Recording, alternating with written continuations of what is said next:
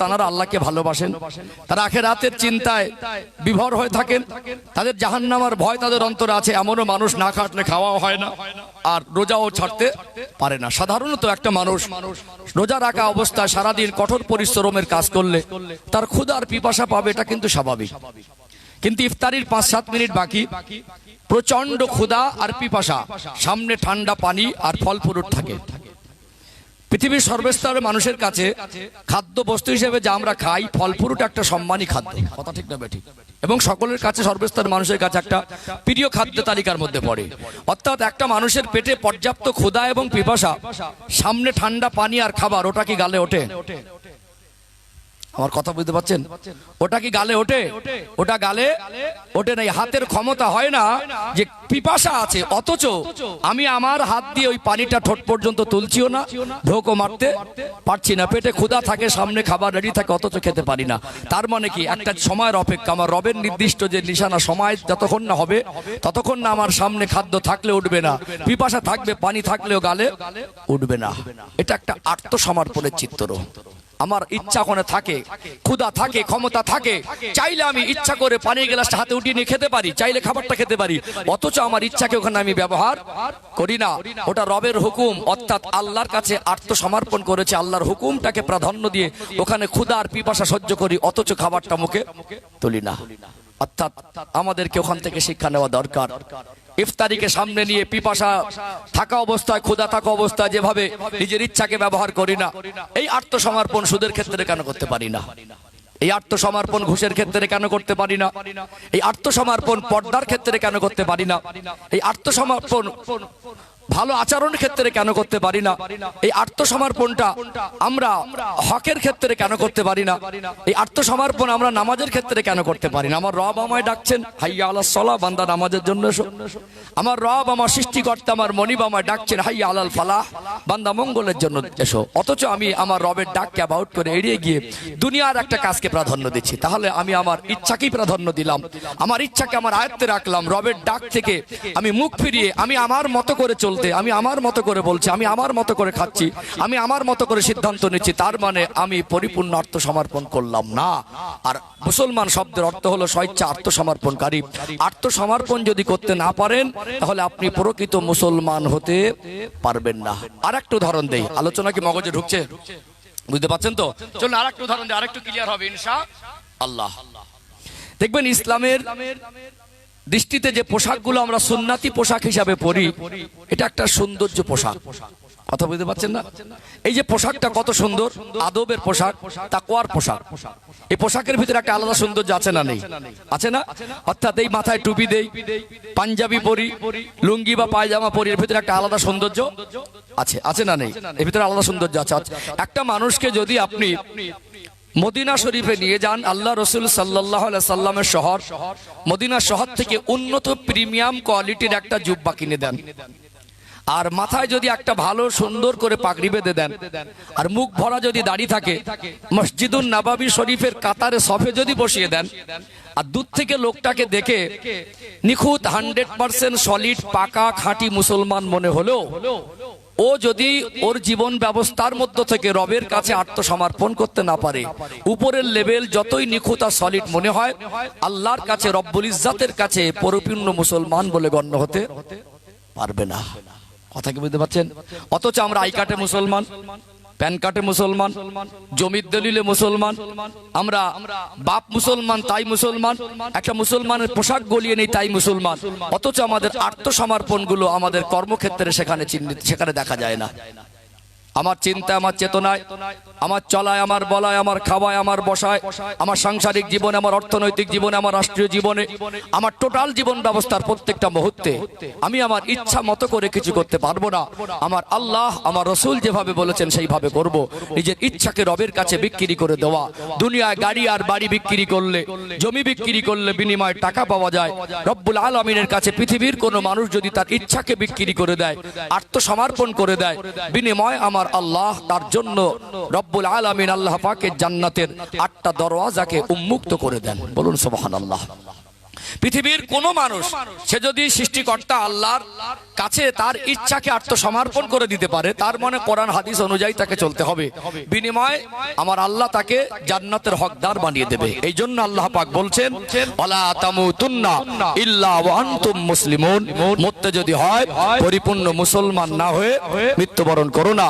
আর এই মুসলমান শব্দের অর্থ হলো স্বইচ্ছায় আত্মসমর্পণকারী। আত্মসমর্পণের ব্যাখ্যাটা খুব সংক্ষিপ্ত আকারে দেওয়ার চেষ্টা করেছি, মোটামুটি মগজে ঢুকেছে। তাহলে আজকে দিনে দেখা যায় আমরা মানুষ হিসাবে আজকে আমরা প্রকৃত রবের পছন্দের মতো জীবন যাপন করতে পারছি না। আমাদের জীবনে অনেক ঘাটতি আছে, আর এই ঘাটতি পূরণের জন্য, ইসলাহের জন্য, এই জীবন পরিবর্তনের জন্য, রবের রেজামন্দি হাসিলের পথের অনুসন্ধানের জন্য একজন আলেমের সোহবাতে বসবেন, এরকম পবিত্র কোরআনুল কারীমের তাফসীরের মজলিসে বসবেন। এখানে আসা বসার উদ্দেশ্য হলো আমাদের জীবনটাকে সংশোধন করা, পরিবর্তন করা, আমাদের রবের রেজামন্দি হাসিল করা। কথা ঠিক না বেঠিক? আজকে বর্তমান দেখা যায় গোটা পশ্চিম বাংলা সহ আমাদের যে সমস্ত এলাকায় পার্শ্ববর্তী দেশগুলোতেও এই ধর্মীয় সভা, জলসা, মাহফিল হয়, অনেক পরিমাণে টাকা খরচা হয় না? বিনিময়ে আমরা কি পেলাম? আজকে এত জলসা মাহফিল হওয়ার পরেও আমরা আমার ভাইকে, আমার প্রতিবেশীকে, আমার গ্রামবাসীকে, আমার কওমকে আল্লাহর ডাক যখন আসে কেন নামাজে দাঁড় করাতে পারছি না? আজকে আমরা যারা গার্জেন, আমাদের ঘরের মা বোনদেরকে কেন পর্দাবদ্ধ করতে পারছি না? আজকে শিক্ষার হার সুদ আর ঘুষ থেকে আলাদা করতে পারছি না। তাহলে আমাদের জীবনের ব্যর্থতাটা কোথায়? একটা হলো সমস্যা, আর একটা হলো সমাধান। অসুস্থ যখন হয় এটা তার তখনকার তখন একটা সমস্যা, আর সুস্থতা লাভ করে এটা হলো সমাধান। আজকে দিনে আমরা কিভাবে নামাজি হব, দিনদার হব, পরেজগার হব, কোরআন হাদিস মেনে চলবো, জীবন সংশোধন করব, এই সমস্যার সমাধান খুঁজবো ইনশাআল্লাহ। মানুষ পরিবর্তন হয় না কেন, আর হবে কিভাবে, তার পর্যালোচনা করবো। আজকে আলোচনার বিষয়বস্তু যে আমরা আজকে দিনে দাঁড়িয়ে কেন পর্যাপ্ত পরিমাণে জীবনকে পরিবর্তন করতে পারছি না, আর পরিবর্তন হয় না কেন, হবে কিভাবে, এর কিছু উত্তর খুঁজবো ইনশাআল্লাহ। বলেন ইনশাআল্লাহ। আলোচনা এই পর্যন্ত বুঝতে পেরেছেন? এই ভিতটা তৈরি করলাম, এবার যতটা আগে বাড়বো ক্লিয়ার হবে ইনশাআল্লাহ। চলুন ধাপে ধাপে আগে বাড়ি। বাংলার পরিবেশ মানে এক শ্রেণীর মানুষের মগজে এটাই ঢুকে গেছে, সুর টান না শুরু হলে বলে ওয়াজ শুরু করিনি। আমি বলি মাঝে মাঝে সুর টানটা ওয়াজ না, ওটা ওয়াজের সৌন্দর্য। সুর টান যদি ওয়াজ হয় তাহলে গানেও তো সুর আছে, নেই? কাওয়ালিতেও সুর আছে, তাহলে ওটাকে ওয়াজ বলবেন? এটা ওয়াজের সৌন্দর্য। অনেকে পছন্দ করেন, অনেকে পছন্দ করেন না, কিন্তু আমাদের বহু মানুষের একটা নেগেটিভ চিন্তা, আমার থেকে একজন যোগ্য ব্যক্তিকে এখানে বসিয়ে দেবেন, সেই ব্যক্তি অনেক ইসলামের গভীর আলোচনা করবেন, অথচ তার গলায় যদি সুর না থাকে অধিকাংশ মানুষ বলে বক্তা কই। এই জন্য আমরা একজন আলেমের সোহবতে বসবো আমাদের জীবন পরিবর্তনের জন্য ইনশাআল্লাহ। চলুন আজকে আলোচনার বিষয়বস্তু আমাদের জীবন পরিবর্তন হয় না কেন, আর হবে কিভাবে, এই দুটো পর্যালোচনার মধ্য থেকে যতক্ষণ আমার সময় আছে আমি একদম স্পষ্ট করে এক একটা করে ধাপে ধাপে আগে বাড়বো ইনশাআল্লাহ। চলুন আগে বাড়ি। সোনার মানিকেরা, নওজোয়ান তরুণেরা, ও বর্ধমান জেলা সোনার ময়না যুবকেরা, আব্বারা মায়েরা, আল্লাহ পাক পবিত্র কালাম কোরআনুল কারীমের ৪র্থ নাম্বার পারার ২য় নাম্বার পৃষ্ঠা শুরুর দিকে জানিয়ে দিলেন সূরা আলে ইমরান কোরআনুল কারীমের ১১৪টি সূরার ভিতরে ৩য় নাম্বার সূরা, সূরার নাম হলো সূরা আলে ইমরান। সূরা আলে ইমরানের ১০২ নাম্বার আয়াত আল্লাহ জানিয়ে দিলেন, ইয়া আইয়ুহাল্লাযীনা আমানু, হে বিশ্বাসী বান্দা বান্দিরা, ইত্তাকুল্লাহা হাক্কা তুকাতি, তোমরা আমি আল্লাহকে ভয় করার মতো ভয় করো, ওয়ালা তামুতুন্না ইল্লা ওয়া আনতুম মুসলিমুন। বান্দা বান্দে মরতে যদি হয় পরিপূর্ণ মুসলমান না হয়ে মৃত্যুবরণ করো না। বলুন তো দেখি, মরণ আমাদের হবে কি হবে না? মরণ সবার হবেই হবে। গাড়ি বাড়ি, বিবি বাচ্চা, দুনিয়ার চাকরি, ডিগ্রি, নেতৃত্ব, রাজত্ব, মাল সম্পদ, এটা ক্ষণিকের জন্য দুনিয়াবি সম্পদ। চোখ বন্ধ হয়ে গেলে আমার বলে আর তেমন কাউকে পাবেন না। দুনিয়ায় কত মানুষকে আমার আপনার আপন মনে হয়, চোখ বন্ধ হয়ে গেলে আপন বলে আর তেমন কাউকে পাবেন না।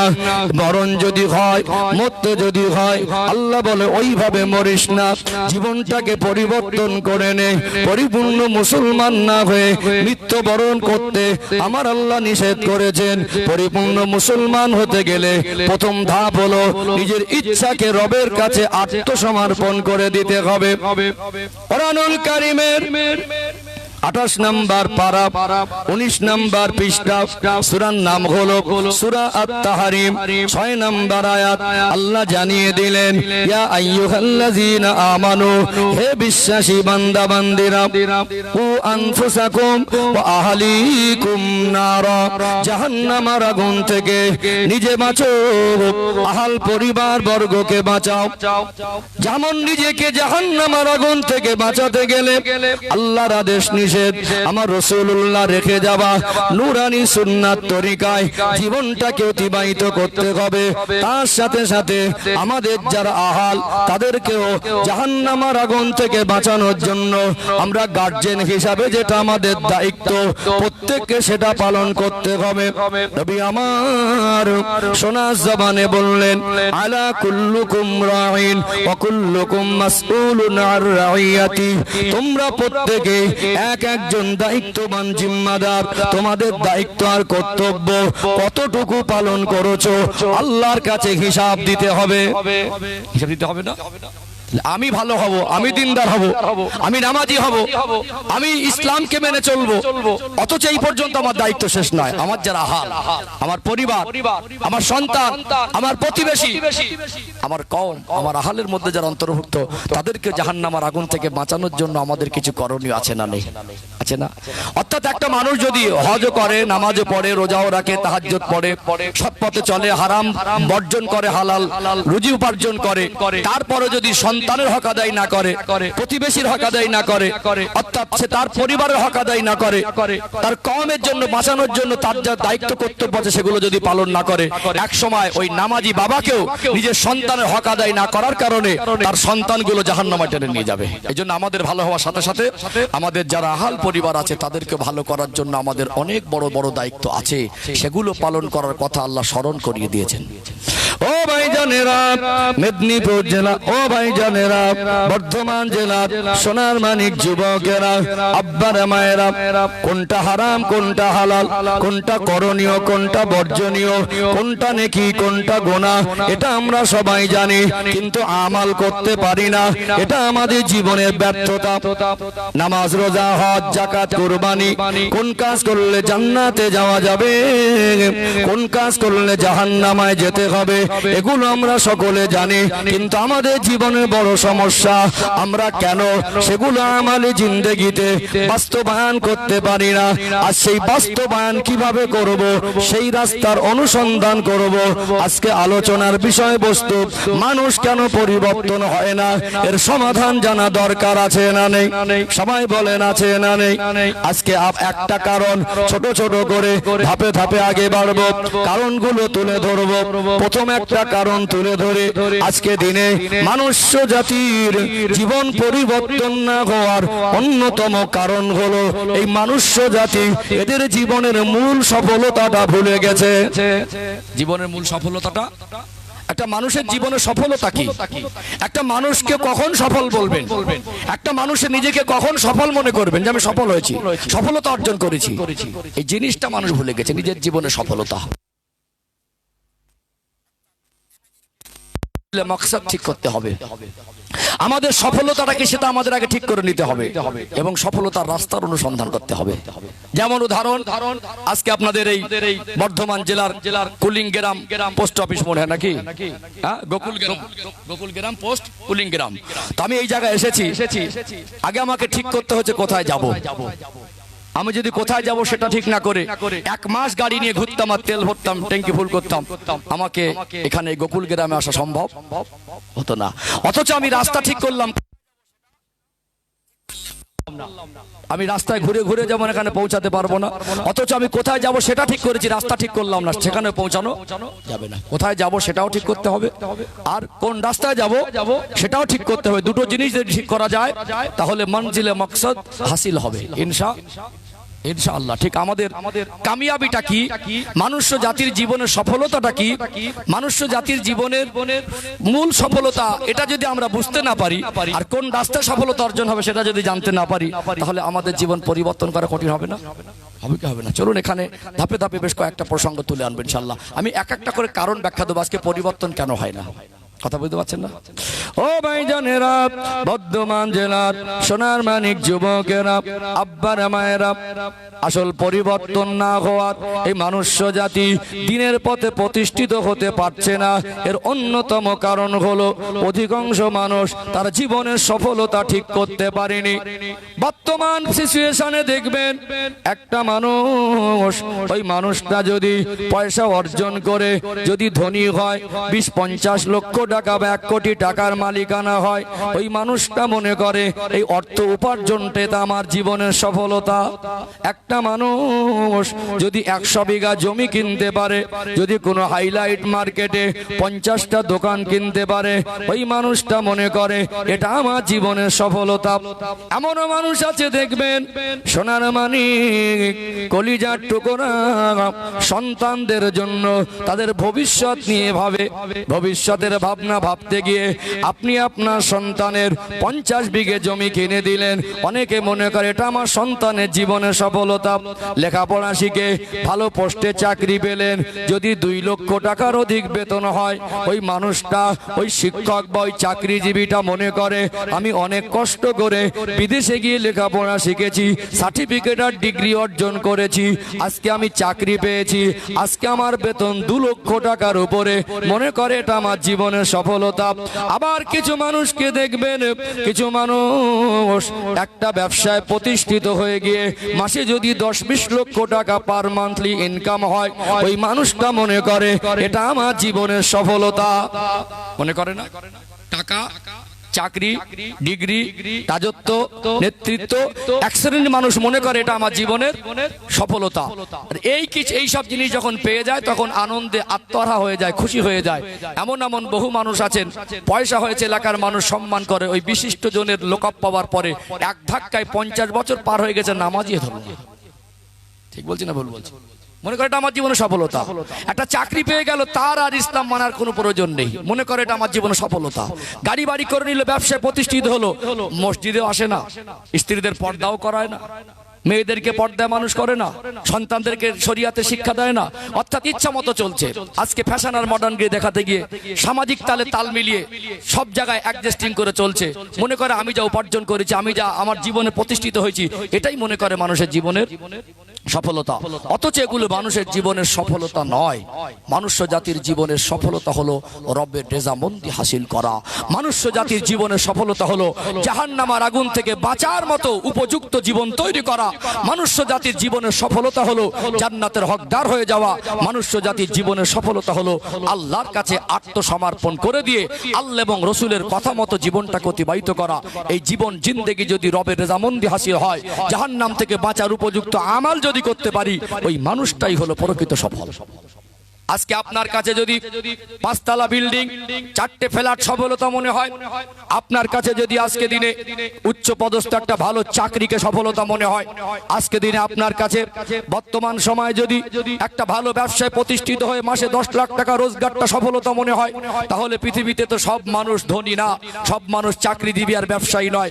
এই সমাজে অনেক ন্যায়, সৎ, সত্যবাদী, এই সমাজে অনেক দিনদার, পরেশগার, তাদের আখলাক চরিত্র সুন্নতি জীবনে, সুন্নাত আমার রাসূলুল্লাহ সাল্লাল্লাহু আলাইহি সাল্লামের সুন্নাত আমালে জিন্দেগিতে বাস্তবায়ন করেছে, অথচ তার কাছে ভালো গাড়ি আর বাড়ি নেই, অথচ তার কাছে জমি আর পয়সা নেই, তাহলে ওই মানুষটাকে কি আপনি সফলতা মানে সফল মানুষ বলবেন না? আমার কথা কি বুঝতে পারছেন? আমার কথা কি বুঝতে পারছেন? তাহলে এক শ্রেণীর মানুষ মনে করে কি আমি যা করেছি এটাই আমার জীবনে সফল, আর কিছু দরকার? মাল পেয়ে, সম্পদ পেয়ে, অর্থ পেয়ে আখিরাত ভোলা হয়ে যায়। এই জন্য মানুষ আজকে দুনিয়ার পিছনে যে পরিমাণে দৌড়াদৌড়ি করছে, দুনিয়ার মাল সম্পদকে যে পরিমাণে প্রাধান্য দিচ্ছে, তার আখিরাতের নাজাতের দিকটা ততটা ভাবনা ভাবছে না। তো নিজের ভালো যদি না চায়, নিজের পরিবর্তন যদি না চায়, আমি হুজুর এসে তাকে পরিবর্তন করে দিয়ে যেতে পারবো? আমার কথা কি বুঝতে পারছেন? এখানে অনেক প্রশ্ন আসবে, প্রশ্নের উত্তরগুলো আমি ক্লিয়ার করে দেই। কারণ কিছু মানুষের প্রশ্ন হতে পারে, তাহলে এই যে মাল সম্পদ, চাকরি, ডিগ্রি, নেতৃত্ব, রাজত্ব, এই মানে দুনিয়ার যা কিছু আমরা অর্জন করি আসবাব, তাহলে এগুলোকে হুজুর বলছে সফলতা না, মানে আমি কি এগুলো বিরোধী? আমিও বিরোধী নয়, আর ইসলামও এর বিরুদ্ধে নয়। এখানে এই প্রশ্ন যেখানে প্রশ্ন করার যেন অপশন না থাকে, এই বিষয়টা একটু ক্লিয়ার করে দেয় ইনশাআল্লাহ। আলোচনা বুঝতে পারছেন তো? আমি একদম ধাপে ধাপে আগে বাড়বো ইনশাআল্লাহ। আলোচনা বুঝে আসছে তো? একটু রেসপন্স দেবেন। ও ভাইজানেরা, বর্ধমান জেলার সোনার মানিক যুবকেরা, আব্বারা মায়েরা, আজকে আলোচনার বিষয়বস্তু যেটা, মানুষ পরিবর্তন কেন হয় না, পরিবর্তন হতে পারছে না কেন, আর হবে কিভাবে? একটা কারণ, এটা প্রথম কারণ, যে সময়ের মধ্যে যতটুকু সময় পাবো এক এক করে কারণগুলো তুলে ধরবো। আজকে মানুষ তার জীবনের মূল সফলতাটা ভুলে গেছে। গাড়ি বাড়িকে সফলতা মনে করে, চাকরি ডিগ্রিকে সফলতা মনে করে, মাল সম্পদ রাজত্ব নেতৃত্বকে সফলতা মনে করে, অথচ এগুলো মানুষের জীবনের সফলতার মাপকাঠি নয়। চোখ বন্ধ হয়ে গেলে যে বাড়িটা 30 বছরের মেহনতের টাকা দিয়ে বানালেন, ওই বাড়িটা চোখ বন্ধ হয়ে গেলে যখন লাশ হয়ে যাবেন, আপনার লাশটাকে 30 ঘন্টাও রাখবে না। আপনি পৃথিবীর জমিনের সেরা ধনী হন, আপনি মারা যাবার পরে মুসলমান যদি হন, পরনে যদি 10 লক্ষ টাকার পোশাক থাকে, ওটাও খুলে ফেলা হবে। আপনার ধনী বলে আপনার কবরের ভিতরে আলাদা স্পেশাল কোনো ব্যবস্থা হবে না। অর্থাৎ ক্যা তুম কবরস্থান কে পাস সে কবি নেহি গুজারতে, বলা হচ্ছে কখনো কি কবরের ধার থেকে যাও না? ভাঙা কবরটা দেখে নিজের কবরের কথা কি মনে পড়ে না? রাজা মরে গেলে রাজার জন্য 3.5 হাত জায়গাটাই বরাদ্দ, আর ভিক্ষুক মারা গেলে তার জন্য আনুমানিক 3.5 হাত জায়গাটা বরাদ্দ। পৃথিবীর সেরা ধনী মানুষের যেমন কাফন হয়, পৃথিবীর সেরা গরিব মানুষের কাফনে পার্থক্য করা যায় না। ও ভাইরা, বাবাজিরা, মানুষ মারা যাবার পরে তাকে খালি হাতে চলে যেতে হয়। তার মাল সম্পদ তো তার সঙ্গে যায় না, তার চাকরি ডিগ্রি, তার পদ আর তার রাজত্ব তো সঙ্গে নিয়ে যেতে পারে না। আল্লাহ কোরআনুল কারীমে জানিয়ে দিলেন, ওয়ালা তাসিরু ওয়াসিরাতুন বিসরা উখরা। ওরে আমার বান্দা, ওরে আমার বান্দে, আমি আল্লাহ জানিয়ে দিলাম, তোমার গুনার বোঝার ভাগীদার অন্য কেউ হবে না, তোমার গুনার বোঝা অন্য কেউ বহন করবে না। অর্থাৎ দুনিয়ায় গাড়ি ছিল কি বাড়ি ছিল, চাকরি ছিল কি ছিল না, আমরা যদি রবের রেজামন্দি হাসিল করতে না পারি, কোরআন হাদিস মোতাবেক জীবন যাপন করতে না পারি, রাসূলুল্লাহর সুন্নাত তরিকা যদি আমালে জিন্দেগিতে বাস্তবায়ন করতে না পারি, সীমা লঙ্ঘনের ফসল যেটা আমাদের জীবনের গুনাহ, যেটা আমাদের জীবনের পাপ, এই পাপের বোঝাটা আমাকে আপনাকে নিজের বোঝা নিজে বহন করতে হবে। এই জীবনের হিসাব আল্লাহ পাকের কাছে তিল তিল করে বুঝে দিতে হবে। এই জীবনের হিসাব নিকাশ করে আমার রব আল্লাহ যদি হিসাব নিকাশ করে আমাদের আমালের উপরে আল্লাহ হিসাব নিকাশ করে জান্নাত জাহান্নাম নির্ভর করেন, তাহলে এই জীবন পরিবর্তন দরকার আছে না নেই? আছে না? আছে। সম্মানিত ভাইরা, অর্থাৎ এখানে তাহলে মাল সম্পদ একসময় আমাদের সফলতা মনে হলে চোখ বন্ধ হয়ে গেলে সব পড়ে থাকে, আমরা কিছুই নিয়ে যেতে পারি না। আজ যদি আপনি সফলতাটাকে মনে করেন, আপনার জীবনের নাজাতটা যদি আপনার কাছে সফলতা মনে না হয়, আপনার রব, আপনার আল্লাহ আপনাকে পাঠিয়েছেন, সেই রবের রেজামন্দি যদি আপনার কাছে সফলতা না মনে হয়, তাহলে মনে করবেন পৃথিবীতে এমনও বহু মানুষ আছেন, ভালো মানুষ, নেক মানুষ, সৎ মানুষ, তাদের জীবনে টাকা পয়সা চাকরি ডিগ্রি ছিল না, তাহলে তারা কিন্তু অসফল না, তারাও সফলতা অর্জন করতে পারে। চলুন তাহলে মাল সম্পদের বিরুদ্ধে ইসলাম না আমি নয়, এই বিষয়টার একটা পয়েন্ট ক্লিয়ার করে দেয় ইনশাআল্লাহ। ও ভাইজানেরা, সোনার মানিক যুবকেরা, আব্বারা মায়েরা, অর্থাৎ আজকে দিনে খুব গভীর মনোযোগ দিয়ে আমার কথাগুলো শুনুন। বর্তমান সময়ে আমরা মানুষ, দুনিয়া জমিনে আমার আল্লাহ তিনি আমাদেরকে পাঠিয়েছেন, আমার রবের খাজানা রহমতের ভান্ডারে মালের কমি নেই। আল্লাহ রব্বুল আলামিন তিনি যদি মনে করতেন, আল্লাহ সমস্ত মানুষকে কোটি কোটি টাকার মালিক বানিয়ে দিতে পারতেন কি পারতেন না? অথচ কাউকে গরিব করে রেখেছেন আর কাউকে ধনী করে রেখেছেন। রেখেছেন। আল্লাহ চাইলে সবাইকে ধনী করে দিতে পারতেন, অথচ গরিবটাও আল্লাহ তাকে পরীক্ষা করার জন্য গরিবী হালাত দিয়েছেন। মাল সম্পদ, চাকরি, ডিগ্রি, রাজত্ব, নেতৃত্ব, এই সম্মানটাও আল্লাহ তাকে পরীক্ষা করার জন্য দিয়েছে। আমার কথা নয়, আমি গুছিয়ে কথা বলতে পছন্দ করি, রেফারেন্স দিয়ে কথা বলে। কোরআনুল কারীমের 30 নম্বর পারা, সূরার নাম হলো সূরাতুল ফাজর, 15 নম্বর আয়াত। আল্লাহ জানিয়ে দিলেন, ফাআম্মাল ইনসানু ইযা মাবতালাহু রাব্বুহু ফাআকরামাহু ওয়া না'আমাহু ফায়াকুলু রাব্বি আকরামান। আল্লাহ বলেন, যখন আমি মানুষকে তার উপর অনুগ্রহ করে তাকে মাল সম্পদ দেই, দুনিয়ায় তাকে আমি আল্লাহ ধন সম্পদ দেই, ওই মানুষটা বলে আমার আল্লাহ আমার উপরে অনুগ্রহ আর দয়া করেছে, অথচ আমি আল্লাহ তাকে মাল সম্পদ দিয়েছি পরীক্ষা করার জন্য। সেটা মানুষ মুখ থেকে বলতে চায় না। কথা বুঝতে পারেন না? অধিকাংশ ধনী মানুষ, সুখী মানুষ, অর্থশালী মানুষ, তারা প্রায় বলে আল্লাহ আমাকে অনেক ভালোবাসে, আল্লাহ আমাকে অনেক কিছু, আল্লাহ আমাকে বলে আল্লাহ আমার প্রতি অনুগ্রহ করেছে, আল্লাহ আমাকে অনেক কিছু দিয়েছে, অথচ আল্লাহ তাকে মাল সম্পদটা দিয়েছে পরীক্ষা করার জন্য। এটা মানুষ বলছে না। কথা বুঝতে পারছেন? আল্লাহ যেমন বললেন, ফাআম্মাল ইনসানু ইযা মাবতালাহু রাব্বুহু ফাআকরামাহু ওয়া না'আমাহু ফায়াকুলু রাব্বি আকরামান, সূরাতুল ফাজরের 16 নম্বর আয়াত। আমার আল্লাহ পরের আয়াতে জানিয়ে দিলেন, ওয়া আম্মা ইযা মাবতালাহু ফাকাদারা আলাইহি রিজকাহু ফায়াকুলু রাব্বি আহানান।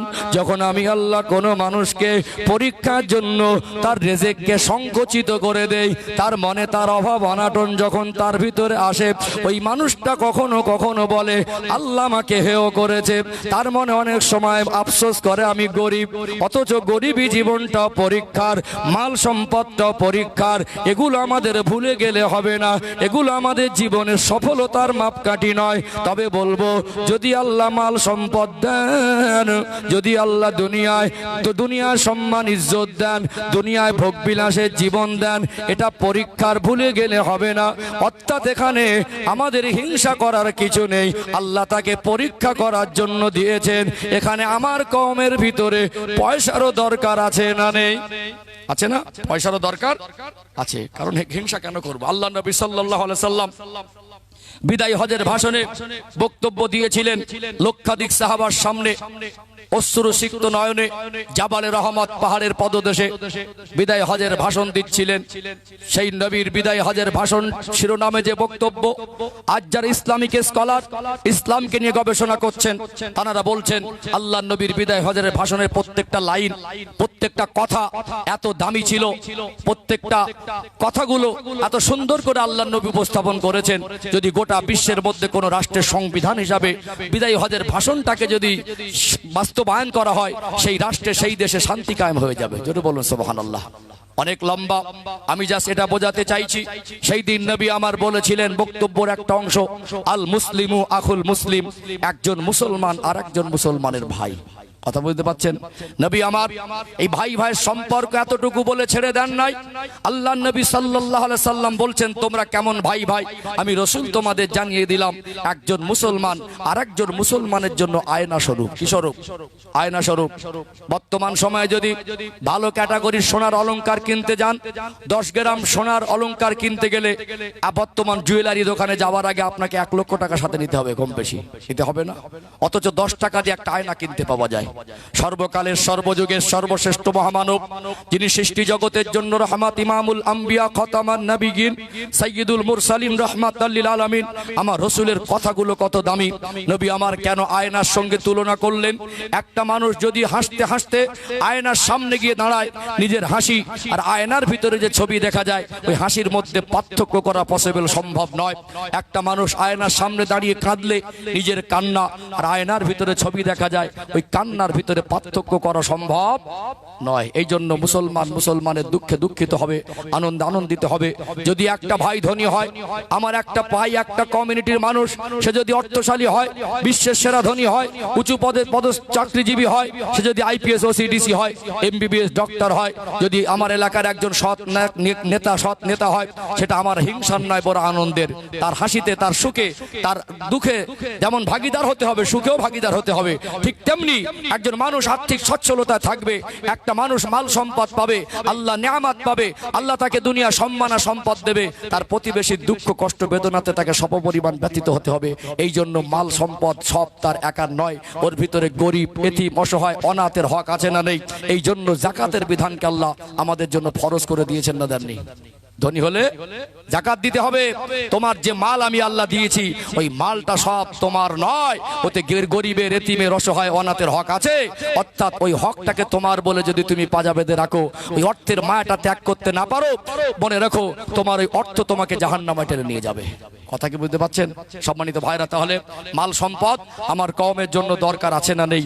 আমিও বিরোধী নয়, ইসলামেও মাল সম্পদের বিরোধী নয়। হালাল পন্থায় অবশ্যই উপার্জন করুন, তবে ভুলে গেলে হবে না, এটা মানুষের জীবনে সফলতা নয়, বরং মাল সম্পদ, চাকরি, ডিগ্রি, নেতৃত্ব পদ আর আল্লাহ রাজত্ব মানুষকে দেয়, সেটা তার পরীক্ষার, কিসের জন্য? পরীক্ষার জন্য। চলুন এখানে দুটো একটা দৃষ্টান্ত তুলে ধরি, আলোচনাটা ক্লিয়ার হয়ে যাবে ইনশাআল্লাহ। ও ভাইজানেরা, বর্ধমান জেলার সোনার মানিক যুবকেরা, আব্বারা, মায়েরা, আল্লাহ নবী হুজুর আমার তিনি নিজে তো গরিবী জীবনটা বেছে নিয়েছিলেন। নবী আমার যদি মনে করতেন তিনি ভোগ বিলাসের জীবন যাপন করতে পারতেন, অথচ নবী নিজে গরিবী জীবন বেছে নিলেও আমার নবী তো অর্থ বিরোধী ছিলেন না। আর অর্থ যদি আল্লাহ দেন, আপনি যদি অর্থ পাওয়ার পরেও আত্মসমর্পণের মধ্য থেকে জীবন যাপন করেন, কোরআন হাদিস অনুযায়ী, আল্লাহ এবং রসুলের কথা অনুযায়ী যদি জীবন যাপন করেন, আপনার মাল সম্পদ আপনার থাকলেও আপনি তার ভিতর থেকেও তো জান্নাত পাবেন। আমার আপনার নবী, দয়ার নবীর সাহাবার সংখ্যা হলো 23 বছরের খেদমতের ফসল। আমার রাসূলুল্লাহ বেঁচে থাকা অবস্থায় 40 বছর বয়সে নবুয়াত পেয়ে মক্কায় 13 বছর, মদিনায় 10 বছর এই দিনের খেদমত করলেন।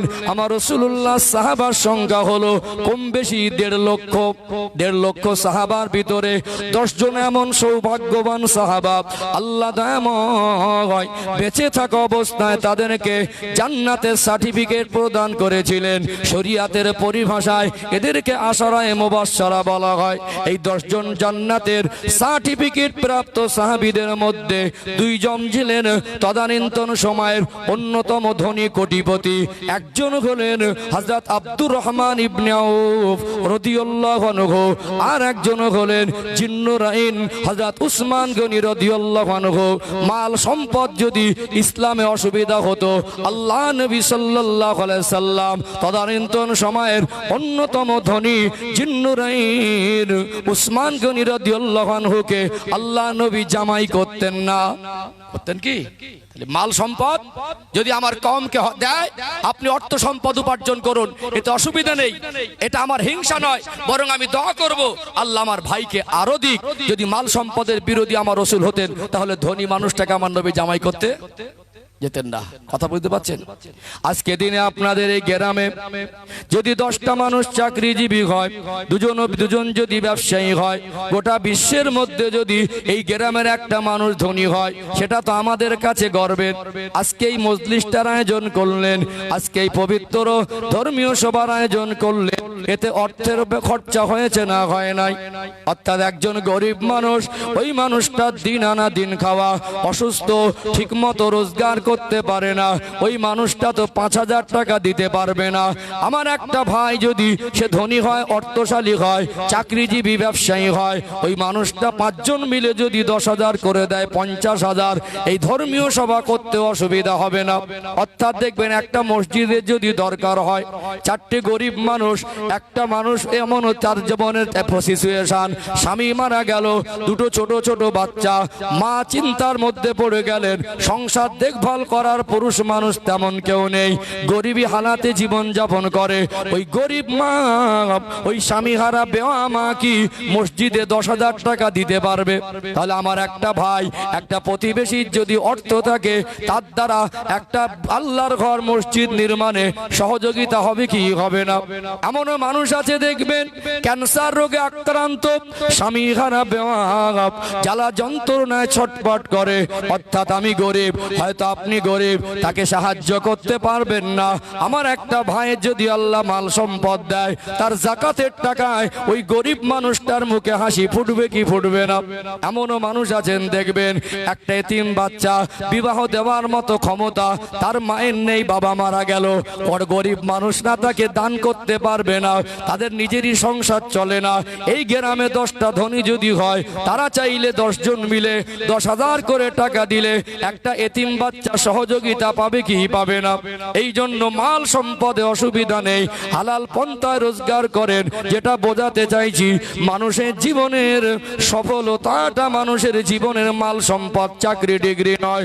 সফলতা হলো কোরআন হাদিসের জীবন যাপন, কোরআন হাদিসের কথা অনুযায়ী, আমার রাসূলুল্লাহ সুন্নাত তরিকা অনুযায়ী, আল্লাহর আদেশ নিষেধ অনুযায়ী এই জীবনটাকে অতিবাহিত করে জাহান্নাম থেকে বাঁচার মতো উপযুক্ত যদি জীবন তৈরি করতে পারি, তখন হবে ওই জীবনটা সফল জীবন। কথা বুঝতে পারছেন?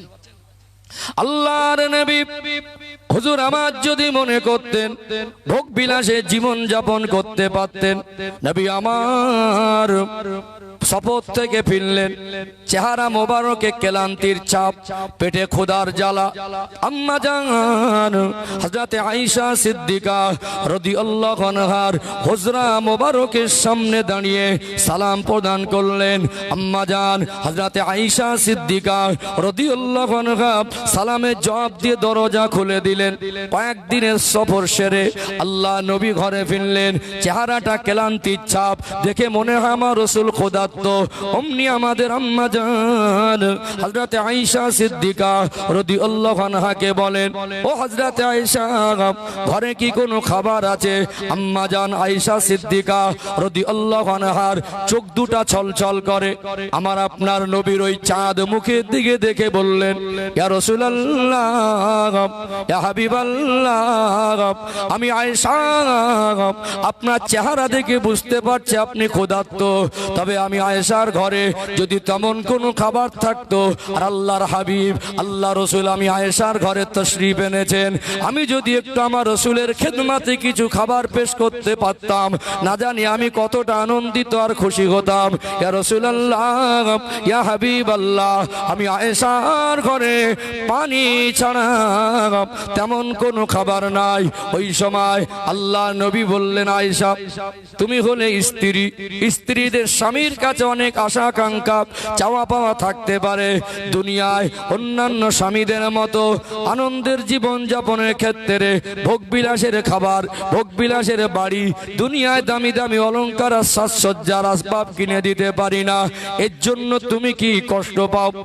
আম্মা জান হযরতে আয়েশা সিদ্দিকা রাদিয়াল্লাহু আনহা তিনি বলতে লাগলেন, ইয়া রাসূলুল্লাহ, আল্লাহ দয়াময় আমি আয়েশাকে অনেক বড় খুশনসিব করেছেন। দুনিয়ার মেয়েরা একটা সাধারণ একটা পুরুষকে স্বামী হিসাবে পেয়েছে, আমার আল্লাহর বড় দয়া, আল্লাহর বড় অনুগ্রহ, আমি আয়েশাকে আমার আল্লাহ তার প্রিয় হাবিবের স্ত্রী হওয়ার মতো সুযোগ দিয়েছেন। আল্লাহ নবী তিনি যদি আল্লাহ রাসূল হয়ে এত দুঃখ কষ্ট সহ্য করতে পারেন, আমি তার স্ত্রী হওয়ার সুবাদে আমার বিবেক বলে আমারও সবর করা দরকার। ইয়া রাসূলুল্লাহ, আপনার ভালোবাসায় আমি আমার সংসারের দুঃখ কষ্টটা ভুলে থাকি। আল্লাহ নবী বলতেন, আয়েশা আল্লাহ আমাকে এত ভালোবাসেন, আমি যদি আমার রব আমার আল্লাহকে বলি, আমার আল্লাহ উহুদ পাহাড়টা আমার জন্য সোনায় পরিণত করে দেবে। আল্লাহ নবী ভোগ বিলাসের জীবনটা বেছে দেয় নাই, তথাপি অর্থবিরোধী ছিলেন না। আমার নবী মক্কা মদিনা সেরা ধনীকে জামাই করলেন। আল্লাহ নবী যে দুনিয়ায় সাহাবীদের মাল সম্পদ উপার্জনেও হালাল পন্থায় বাধা দিতেন না। অর্থাৎ এখানে আপনাদেরকে এই কথাটা স্মরণ করে দিতে চাই, মাল সম্পদকে যেন আমরা মূল সফলতা মনে না করি, রাজত্ব নেতৃত্ব পদ সম্মানকে সফলতা মনে না করি, বরং আল্লাহ পরীক্ষার জন্য দিয়েছেন এই কথাটাও ভুলে গেলে হবে না। যতক্ষণ না পর্যন্ত আমাদের জীবনের কামিয়াব কি, আমাদের জীবনের সফলতা কি, এই নিশানা ঠিক না করতে পারবেন, আপনার জীবন পরিবর্তন করা সহজ হতে পারে না। আল্লাহ নবী হুজুর আমার একদিন দাঁড়িয়ে একটা গরিব মানুষ আসলেন। এমনও বহু গরিব মানুষ আছে দেখবেন, অসহায় হয়ে গেলেও অসুবিধায় পড়লে মানুষের কাছে হাত পাততে পছন্দ করে না। কিছু কিছু মানুষ কিছু হলে হাত পাতে, কিছু কিছু মানুষ আছে হঠাৎ হাত পাততে চায় না, ফিরিয়ে দিলে কষ্ট লাগে, মান সম্মান।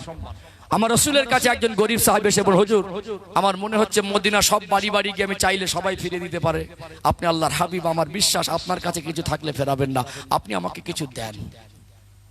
আমার আপনার যদি পেটে দুদিনের ক্ষুধা থাকে, হাতে একটা রুটি নেই খাবার জন্য, আর কেউ যদি এসে হাত পাতে আমরা কি দেব? বলবে আমার দুদিনের খাওয়া হয় না, তুই আমার কাছে চাচ্ছিস, তোর থেকে বড় ফকির আমি।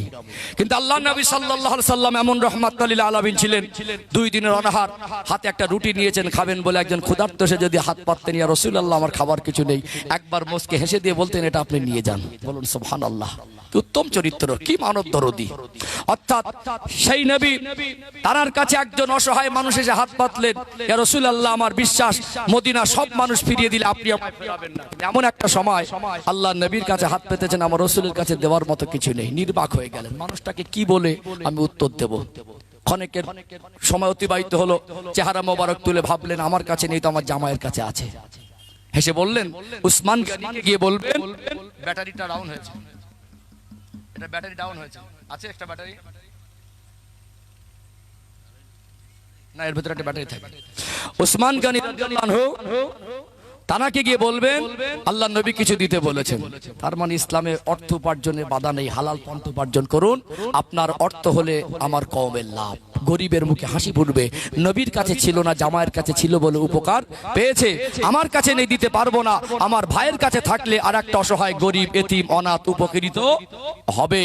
কারণ আমরা ইবাদত করি, শ্রেষ্ঠ ইবাদত আফদালুল ইবাদাতে ইবাদাত সালাহ, যত ইবাদত আছে সবথেকে উত্তম ইবাদত নামাজ, আর নামাজের মধ্যে উত্তম শিক্ষাগুলো আল্লাহ আমাদের দেন।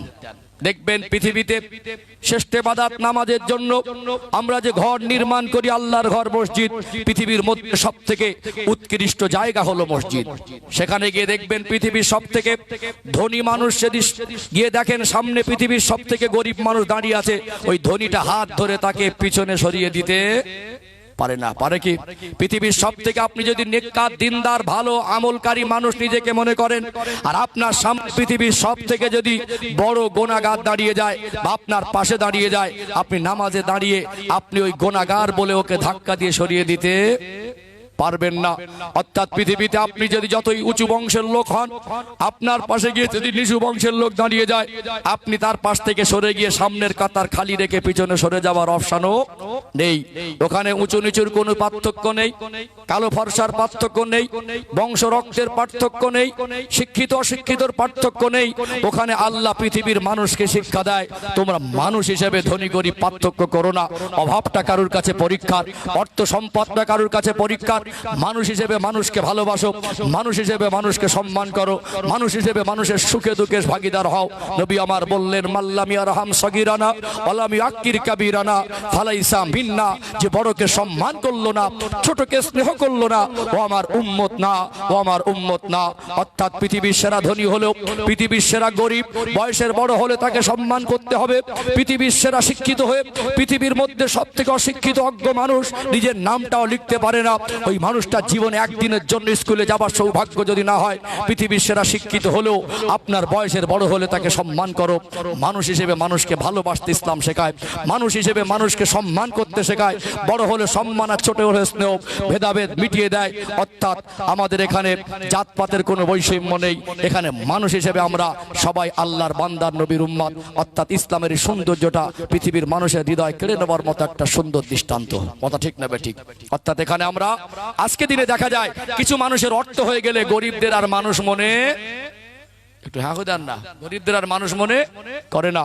আমাদের অনেক সম্মানিতা মায়েরা পর্দার আড়াল থেকে আমার কথা শুনছেন, আমি আমার মায়েদের কাছে বিনীতভাবে অনুরোধ করব, কিছু কিছু আমাদের ঘরে চাচিমার ভাবি আছে, কেউটে সাপের থেকেও বিষ বেশি, মারাত্মক বিষাক্ত, বাইন করবেন না। হঠাৎ এসে দেখলো শ্বশুর বাড়ি স্বামীর অনেক সম্পদ, শ্বশুরের অনেক সম্পদ, একটা ছেলে তো শ্বশুর শাশুড়ি মারা গেল, এখন সম্পদের মালিক। বাপের বাড়ি তেমন কিছু ছিল না, অথচ সম্পদের মালিকানা একটা ভালো ধনী লোকের ঘরের বৌমা হয়ে পাশের বাড়ি গরিবগুলোকে মানুষই মনে করেন না। আছে না নেই? অঙ্গভঙ্গি, কথায়, চালচলনে এমন ভাবে তাদের সঙ্গে ব্যবহার আচরণে বোঝাতে যায় যে দুনিয়া আমি কত বড় একেবারে মহান হয়ে গেছি, আর গরিব বলে যেন মানুষ না।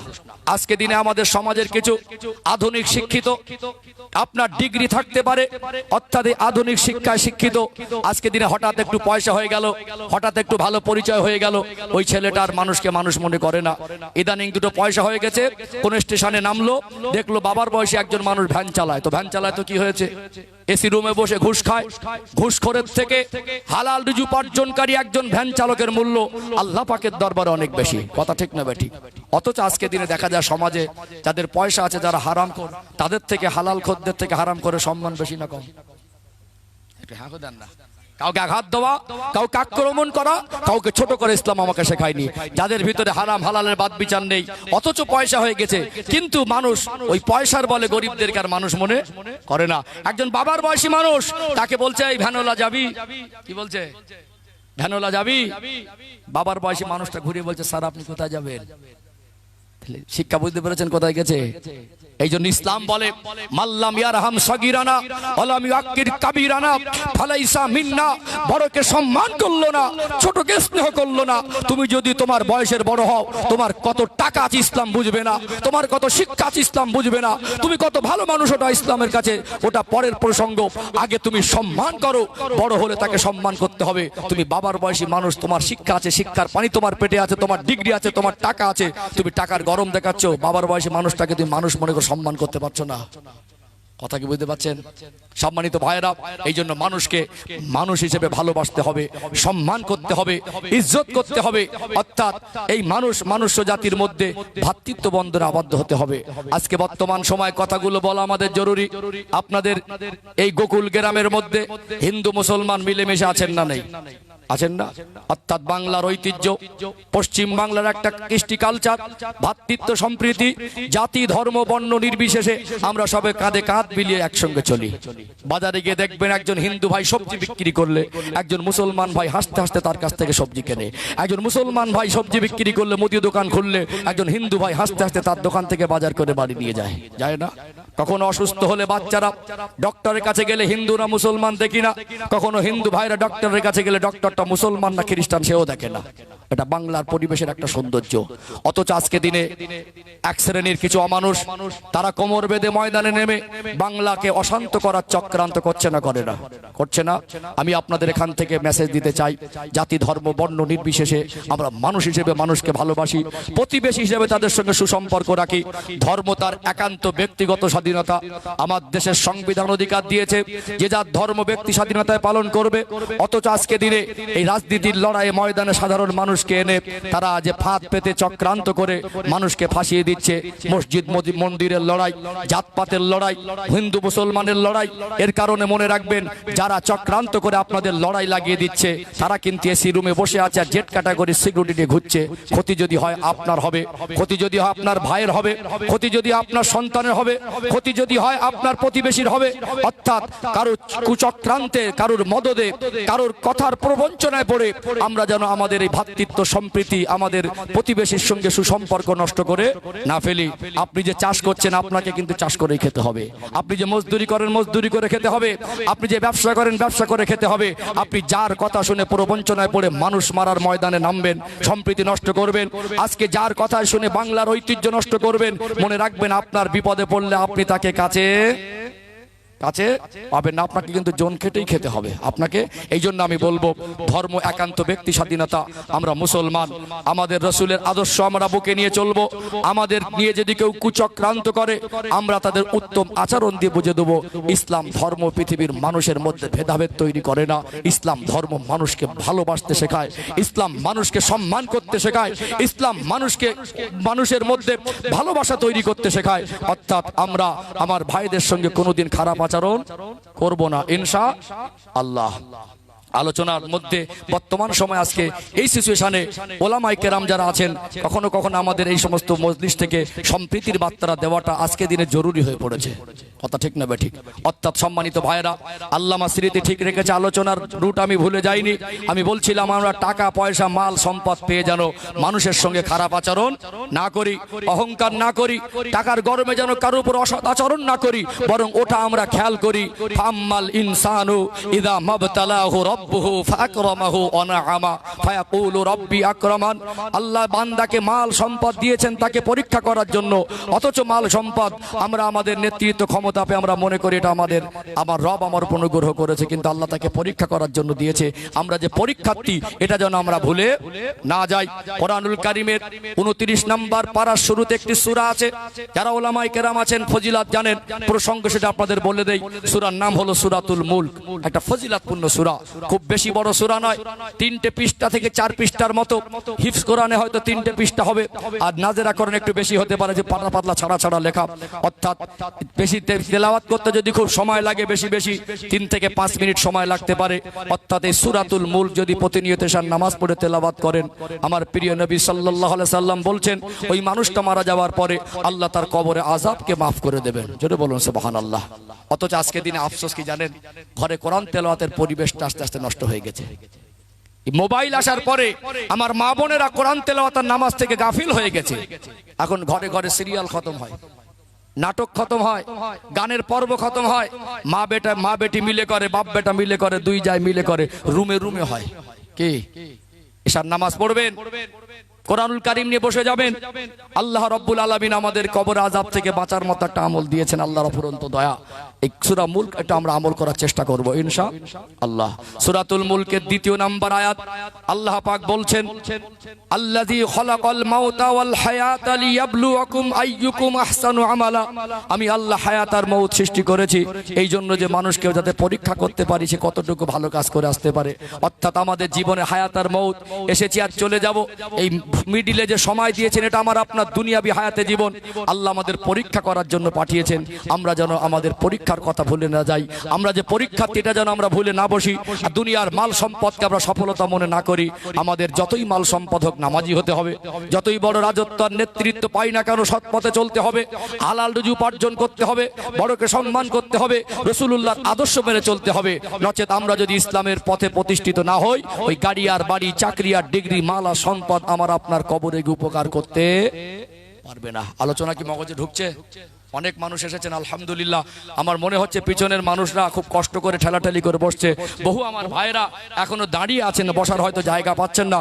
একটু যদি আপনারা একটু জিকির করতে করতে একটু আগিয়ে আসতেন, পরিবেশটা একটু সাজিয়ে নিলে, এখনো তো মজলিস আলোচনা চলবে ইনশাআল্লাহ নাকি? আজকে ওয়েদারটা খুব সুন্দর ওয়েদার আছে, ওয়েদারটা আল্লাহর মেহেরবানি। এখন একটু মেঘাচ্ছন্ন ভাব, মাঝে মাঝে কয়েকদিন ছিটে ফোটা বৃষ্টিও রাস্তায় হচ্ছে, আর যাওয়া আসার পথে দেখছি, কিন্তু আজকে এখনো আল্লাহ ওয়েদারকে ভালো রেখেছেন। তারপরে যে তীক্ষ্ণ গরমটা নেই, একটু কাছে কাছে আসে তো জিকির করেন লা ইলাহা ইল্লাল্লাহ, লা ইলাহা ইল্লাল্লাহ। একটু আসেন আসেন, একটু আগিয়ে আসেন। যে জায়গায় বসেছিলেন ওই জায়গাটা আল্লাহর কাছে সাক্ষী দেবে। উঠে একটু বসবেন, কষ্ট হবে, যেখানে বসবেন ওটাও আল্লাহর কাছে সাক্ষী দেবে। আল্লাহ আপনার এই জমিনের মাটি আমি সেই অংশ যেখানে আপনার বান্দা বসে বসে কোরআনুল কারীমের আলোচনা শুনেছিল, ইসলামের আলোচনা শুনেছিল, আপনার কথা আপনার রাসূলের কথা শুনেছিল, চাতক পাখির মতো একজন আলেমের সোহবতে বসে তাকিয়েছিল। এটা আমাদের জন্য একটা সওয়াবের কাজ। একটু আগে আসি ভাই, আমরা একটু আগে আসি, আসেন একটু আগে আগে আসেন। এই তো মাশাআল্লাহ যুবক ভাইরা, হ্যাঁ ভাই মাননেওয়ালা হতে হবে, ইসলামের সুন্দর। হ্যাঁ আসেন, অনেক জায়গা একটু চেপে চেপে বসলে পিছনে ভাই অনেক জায়গা পেয়ে যাবে। গরমের সময় একটু চেপে চেপে বসেন, কোথাও খালি রাখবেন না। একটু জিকির করেন লা ইলাহা ইল্লাল্লাহ, লা ইলাহা ইল্লাল্লাহ, লা ইলাহা ইল্লাল্লাহ মুহাম্মাদুর রাসূলুল্লাহ সাল্লাল্লাহু আলাইহি ওয়াসাল্লাম। আলোচনা বুঝতে পারছেন তো? হ্যাঁ, তাহলে আমাদের জীবনের সফলতা যদি ঠিক না করতে পারি, কি আমাদের দ্বারা সফল হওয়া সহজ হবে না। এই জন্য আমরা যখন দুনিয়ায় হায়াতে আছি আল্লাহর হুকুমগুলো আমাদের মেনে চলতে হবে ইনশাআল্লাহ। চলুন দ্বিতীয় কারণ তুলে ধরি, এক এক করে কারণ তুলে ধরবো। আজকে দিনে একটা কথা আমাদের প্রায় শুনতে হয়, একটা কথা কমিটি আর বক্তাকে টার্গেট করে বলা হয়, তোরা এত টাকা খরচা করে জলসা দিয়ে কটা মানুষকে হেদায়েত করেছি, বলে না? ঠাকুরদার বলে না, এত টাকা দিয়ে বক্তা এনে এত বড় জলসা করে বিরানি করে এত টাকা খরচা করে কি লাভ পেয়েছিস? তার মানে কিছু কিছু মানুষ মনে করেন হুজুরকে আনবো, আমার এলাকায় কিছু বেনামাজি আছে, আমার এলাকায় কিছু মা বোন বেপর্দায় চলে, আমার এলাকায় কিছু মানুষ নেশাগ্রস্ত হয়েছে, কিছু যুবক, আমার এলাকায় কিছু মানুষ হারাম হালাল বাদ বিচার করে না, হুজুর এনে হুজুরকে বলবো, হুজুর রস করে কুঁচে দিয়ে যাবে আর ভালো হয়ে যাবে। এই জন্য কিছু কিছু কমিটি বলে, আমি এই কমিটির কথা বলছি না, এগুলো সাধারণভাবে যেগুলো ঘটছে, যে হুজুর এলাকায় অনেক বেনামাজি আছে, আপনি একটু ভালো করে ওয়াজ করেন, হুজুর এলাকায় একটু বেপর্দা চলে, আপনি ভালো করে ওয়াজ করেন, হুজুর এসে 2 ঘন্টা ওয়াজ করে দিয়ে নামাজি করে দিয়ে যেতে পারবে? কিছু মানুষ মনে করে হুজুরকে বছরে একবার আনবো, একটা জলসা দেবো, দামি চালের বিরিয়ানি করব, আর হুজুর কুচে দেবে, ভালো হয়ে যাবে। আসলে কেটে গেছে এক জায়গার মলম লাগাচ্ছি আর এক জায়গায়। যে পন্থায়, যে পদ্ধতিতে প্রসেসে মানুষের জীবন পরিবর্তন হবে, সেই রাস্তার অনুসন্ধান না করে আমরা অন্য পন্থায় পরিবর্তন করছি। আর উপরান্ত শরিয়াতের জ্ঞান নিম্ন হওয়ার কারণে আমরা ইসলাম বিরোধী একটা মন্তব্য করে ফালতু গুনাহগার হচ্ছি। এই বিষয়টাকে একটু ক্লিয়ার করা দরকার আছে না নেই? খুব একটা সহজ উদাহরণ দেই, তাহলে বুঝে আসবে। দেখবেন মাঝে মাঝে আমাদের এই ছোট ছোট কিছু বাচ্চা আছে, খুব চালাক চতুর, দুটো একটা বাচ্চা খুব চালাক, এখন একটু দুষ্টুমি খেলাধুলো করে, পড়ে গিয়ে একটা হাত ভেঙে গেছে, হাতের এই যে কবজার যে মানে কোন যে কবজাটা, একটা কলপটা বিকল হয়ে গেছে, রেডি হয়ে রয়েছে। আর এখন যদি এই হাত ধরে কিরকম লাগছে, টানাটানি করছে, এই নাড়ানাড়ি করছে,